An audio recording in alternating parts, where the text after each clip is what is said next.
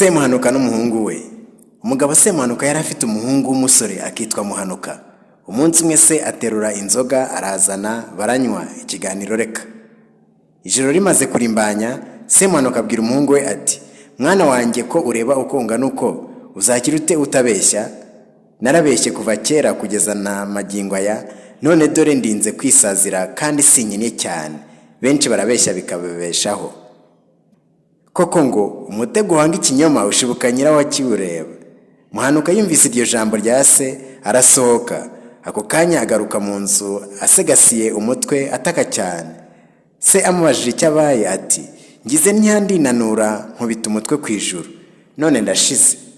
Se aramubwira ati, mwana wa, uzavuga ikindi icyo kiranyagisha. Bukeye Muhanuka na se bajya guhiga.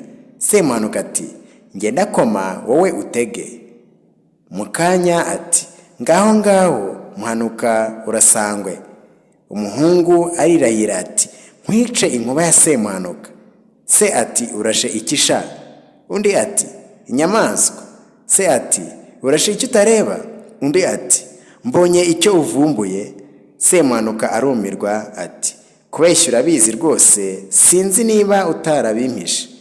Cyakora nyine wibahetse ababwiriza mu mugongo.